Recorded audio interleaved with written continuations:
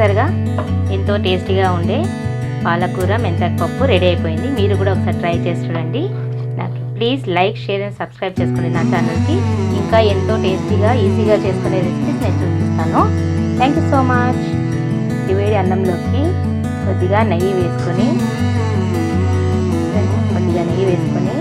అందులోకి మనం ఆల్రెడీ ఆకుకూర పప్పు చేసుకున్నాం కదా, ఆ పప్పు మరియు బెండకాయ వేపుడు వేసుకున్నాం కదా, అది కూడా వేసుకొని తింటే చాలా చాలా టేస్టీగా ఉంటుందండి.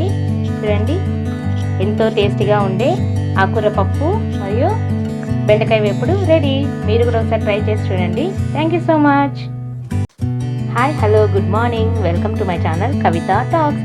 ఈరోజు మనం పప్పు చేస్తున్నాము ఆకుకూర వేసి. దానికి కావాల్సిన ఇంగ్రీడియంట్స్ చెప్తాను చూడండి. ఫస్ట్గా ఆల్రెడీ మనము నానబెట్టుకున్న కందిపప్పు, ఇందులోకి మనము ఆకుకూర వేసుకున్నాము.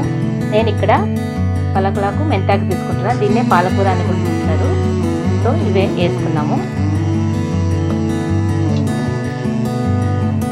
ఇందులోకి మనము ఆల్రెడీ పచ్చిమిరపకాయలు కట్ చేసి పెట్టుకోవాలి. ఇలా కట్ చేసి పెట్టుకున్నాను. మనం కారం సరిపడా వేసుకోవచ్చు, కొంచెం కారం తింటాం. సో ఇందులోకి కొత్తిమీర, కారం, ఒక 10 పచ్చిమిర్చి అండి, వెల్లుల్లి ఒక 4 వెల్లుల్లి వేసుకోవాలి. ఇందులోకి మనం కొంచెం చింతపండు, పసుపు ఒక టేబుల్ స్పూన్ వేస్తున్నాను, ఉప్పు సరిపడా,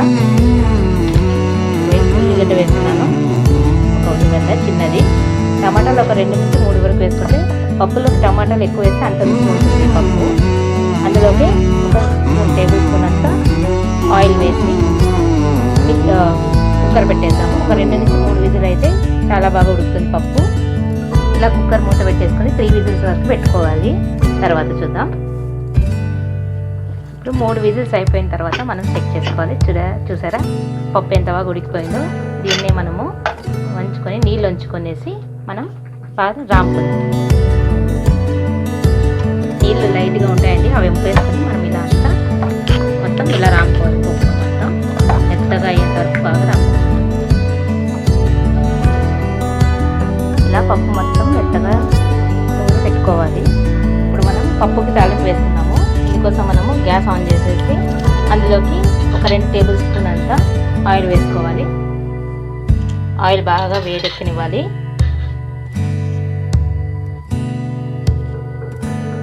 ఆయిల్ బాగా వేడెక్కాక మనం ఫస్ట్ అందులోకి ఆవాలు, జీలకర్ర వేసుకోవాలి. ఆవాలు తగినట్టు, జీలకర్ర వేసుకోవాలి. అవి 2 వేసుకున్న తర్వాత కొంచెం వేగనివ్వాలి. అది బాగా వేసుకున్నప్పుడు మనము వెల్లుల్లి కొంచెం దంచి అందులో వేసుకోవాలి. పప్పు చాలా టేస్ట్ వస్తుంది వెల్లుల్లి వేయడం వల్ల. అందులోకి మనము చిన్నగా కట్ చేసి పెట్టుకున్న ఉల్లిగడ్డ, కరివేపాకు, కొత్తిమీరకాయ ఒకటి వేసుకోవాలండి, 1, 2గా తుంచి వేసుకోవాలి. ఇది బాగా వేగనివ్వాలి. ఎర్ర కలర్ వచ్చేంత వరకు వేగనివ్వాలి అనమాట. ఆ పప్పు చాలా బాగా మంచి టేస్ట్ వస్తుంది. ఉల్లిగడ్డ ఇలా గోల్డెన్ బ్రౌన్ కలర్ వచ్చిన తర్వాత ఇది మనం పప్పులో వేసుకోవాలి. ఇలా పప్పులోకి వేసుకోవాలి. పప్పులోకి వేసుకుంటే రుచికరమైన ఆకుకూర పప్పు రెడీ అయిపోయింది. చూసారుగా ఎంతో టేస్టీగా ఉండే పాలకూర మెంతాకు పప్పు రెడీ అయిపోయింది. మీరు కూడా ఒకసారి ట్రై చేసి చూడండి. Please like, share and subscribe చేసుకోండి నా ఛానల్కి. ఇంకా ఎంతో టేస్టీగా ఈజీగా చేసుకునే రెసిపీస్ నేను చూపిస్తాను. Thank you so much. ఈ వేడి అన్నంలోకి కొద్దిగా నెయ్యి వేసుకొని చూడండి, కొద్దిగా నెయ్యి వేసుకొని అందులోకి మనం ఆల్రెడీ ఆకుకూర పప్పు చేసుకున్నాం కదా, ఆ పప్పు మరియు బెండకాయ వేపుడు వేసుకున్నాం కదా, అది కూడా వేసుకొని తింటే చాలా చాలా టేస్టీగా ఉంటుందండి. చూడండి, ఎంతో టేస్టీగా ఉండే ఆకుకూర పప్పు మరియు బెండకాయ వేపుడు రెడీ. మీరు కూడా ఒకసారి ట్రై చేసి చూడండి. Thank you so much.